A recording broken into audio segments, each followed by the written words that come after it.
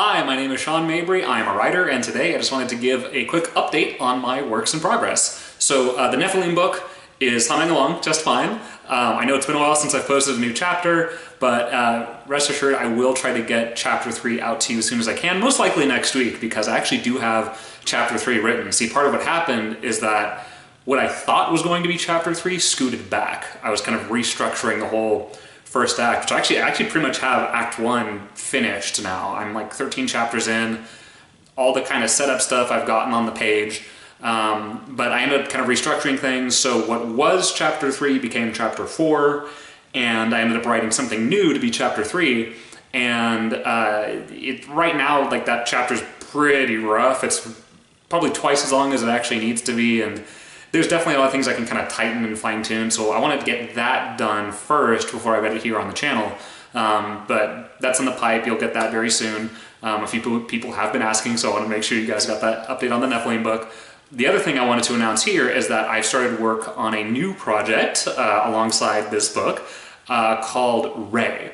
And this is actually a short film where I'm doing some help with the script development. And the idea, well, it's not my idea. The project came to me from one of my coworkers, Jonathan Ruiz, also known as John Primo. Thanks for following and subscribing, John. And it tells the story of a young woman dealing with the consequences of sexual violence. And the reason why this is so near and dear to my heart and important to me is that, as I've mentioned on this channel before, I'm a survivor of sexual violence. And so I really wanted to make sure that John was coming from the right place and that he was going to do this right and tell the story in a way that, you know, both, and this is actually the thing I find really exciting, because I see a lot of projects that try to tackle this topic, and they kind of make one of two mistakes. Either they go too far in the direction of being sensationalistic and, you know, using the sexual violence as a prop, essentially, as to kind of like, you know, titillate and get people's blood running without saying anything meaningful about it, and that's the worst, because that really trivializes what people like Ray and myself have lived through.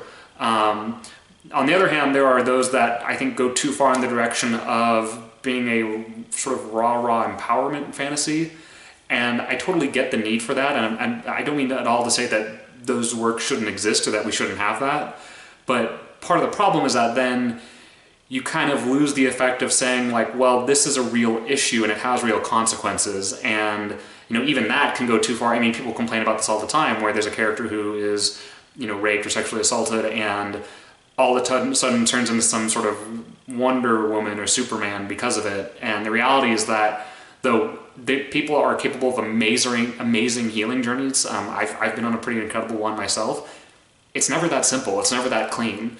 And so what I love about this film and the way it's shaping up right now is that it really strikes this balance between showing Ray's empowerment, like showing her agency and her ability to take her life back, take her story back, but it also acknowledges how painful and terrible this event was in a way that's not sensationalistic, in a way that is actually very deeply respectful and empathetic towards what she went through. And of course, part of that is that, you know, like I mentioned before, Ray, the main character in the short and the titular character, is actually a real person.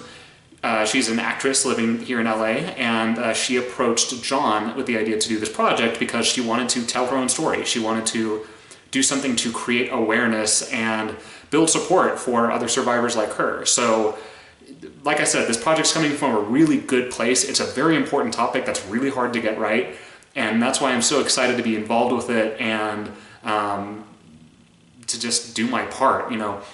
I've spoken publicly about my experience before, and it's something that is very difficult to do, but it's something I also do want to do more of, and this is a really great opportunity to do that and use my artistic talents in the process. So I'll drop the link below, like I said, to the GoFundMe page. Please go check it out. There's a quick trailer you can watch, and that'll give you an idea of what this whole project is about. And we're already planning some promotional stuff to do on that page to help, you know, drum more interest, so you can follow all of that there. And yeah, thank you all for watching. I'm amazed that somehow I still have more subscribers than I have videos. I might have to just go ahead and put up videos faster. But thank you all so much for listening. Feel free to like, comment, share, and subscribe as always, and I will be back next week.